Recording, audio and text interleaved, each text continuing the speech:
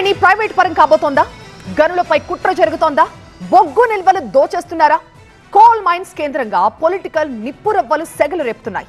అధికార విపక్షాల మధ్య మాటల యుద్ధం సింగరేణిని హీటెక్కిస్తోంది.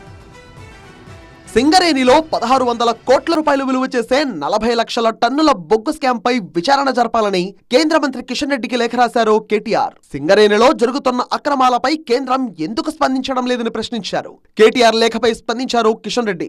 1600 కోట్ల రూపాయల విలువైన బొగ్గు నిల్వల మాయంపై సమగ్ర విచారణ జరిపించాలని సీఎం రేవంత్ రెడ్డికి లేఖ రాశారు. బొగ్గు నిల్వలపై ఆడిట్ అవసరమని సూచించారు. సింగరేణి కార్మికుల సంక్షేమంపై రాష్ట్ర ప్రభుత్వం దృష్టి పెట్టాలని కోరారు. ఇక అధికార పక్షం కూడా సింగరేణి ఫ్రేమ్ లోకి IIHM స్టూడెంట్స్ ప్రపంచం మొత్తం ఉద్యోగాలు చేస్తూ లక్షల్లో జీతాలు సంపాదిస్తున్నారు. ఇప్పుడే చేరండి international institute of hotel management.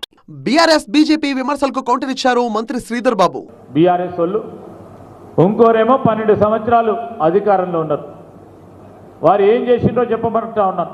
Singareni సంస్థను ఇంకా పెద్ద ఎత్తున ముందుకు తీసుకెళ్లాలని ఏ ప్రయత్నం చేసిందో చెప్పాలని కిషన్ రెడ్డి గారిని అడుగుతా ఉన్నాం. బీజేపీ నాయకులను అడుగుతా ఉన్నాం. మీరు ఈ తెలంగాణలో 8 మంది పార్లమెంట్ సభ్యులు ఉన్నారు. మీ పార్టీ ఉంది ప్రభుత్వంలో, కేంద్రంలో. ఈ ఇన్కమ్ ట్యాక్స్కు సంబంధించిన అంశం విషయంలో ఎందుకు మాట్లాడతలేరు? బొగ్గు నిక్షేపాల గురించి మాట్లాడుతూ ఉన్నారు. 1 టన్ను బొగ్గు పక్కదారి పట్టియాలంటే అయ్యే తరం కాదు. ఇక్కడ సిస్టమ్స్ ఏర్పాటై ఉన్నాయి. ఇక్కడ ఎప్పుడైనా బొగ్గు పక్కదారి పట్టియాలంటే మరి వారికి ఏమో తెలుసుకోవచ్చు, కానీ 10 సంవత్సరాలు చేసి ఉంటారేమో. కానీ మేము ఎప్పుడు ఆ విధమైన పని చేయలేదు. సింగరేణి సంస్థను కాపాడుకునే కార్యక్రమం చేసినాం. బొగ్గు నిక్షేపాలు కాపాడుతాం, బొగ్గు సంస్థను కాపాడుతాం. గనుల బాట పట్టిన మాజీ మంత్రి హరీష్ రావు సింగరేణి ప్రైవేటీకరణ చేసే కుట్ర జరుగుతోందని ఆరోపించారు. ఆయన ఈ సింగరేణి ప్రైవేట్ పరమయ్యడానికి కుట్ర జరుగుతా ఉంది. మళ్ళీ ఒక అంబానీయో అదానియో వస్తాడు ఇడికిగా. అందుకే మనందరం కలిసి దీన్ని కాపాడుకోవాల్సిన అవసరం ఉంది. అందుకే నేను ఒక నినాదం ఇస్తా ఉన్నాం. మనం సింగరేణికి బచాओ, కాంగ్రెస్ కో హటాओ, కాంగ్రెస్ కో హటాओ, సింగరేణి కో బచాओ. అది రేపు మన బీఆర్ఎస్ గవర్నమెంట్ వచ్చేది ఖాయం.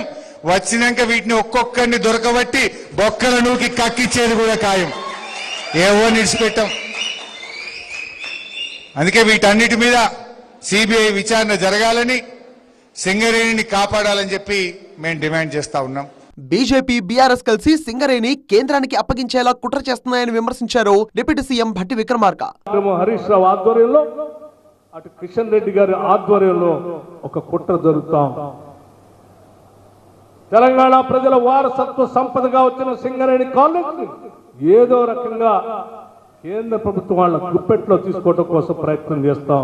తప్పనిసరిగా సింగరేణి ఆస్తుల్ని, వ్యవస్థల్ని, వనరుల్ని సింగరేణి కాలేజ్ కే నిలబడి ఉండేటట్టుగా నిటారుగా నిలబడి కొట్లాడి వాటిని కాపాడుతాం తప్ప మీ కుట్రలో సింగరేణి బలైపోయే పరిస్థితి మాత్రం ఎట్టి పరిస్థితుల్లో ఇవ్వమని ఇటు హరీష్ రావుకి, అటు కిషన్ రెడ్డికి ఇద్దరికి చెప్తా ఉన్నాను. గత ప్రభుత్వ హయాంలో 2 బ్లాకులను ఆక్షన్ వేశారు. కానీ టెండర్ దక్కించుకున్న ప్రైవేట్ కంపెనీలు ఆ 2 బ్లాకుల్లో మైనింగ్ చేయలేదు. ఆ 2 బ్లాకులను సింగరేణికి ఎందుకు ఇవ్వలేకపోతున్నారని కిషన్ రెడ్డిని ప్రశ్నించారు డిప్యూటీ సీఎం భట్టి విక్రమార్క.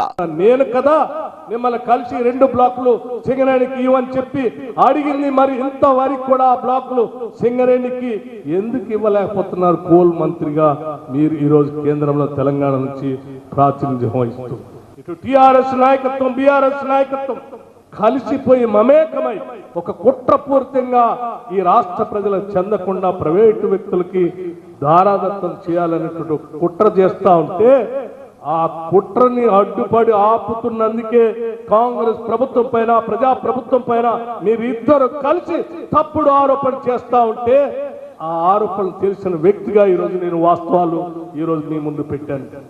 దొంగే దొంగ అని అరుచుకుంటూ మీ ఇద్దరు కలిసి నాటకం ఆడుతూ ఉంటే ఈ ప్రజాప్రభుత్వం చూస్తూ ఊరుకోవటానికి సిద్ధంగా లేము.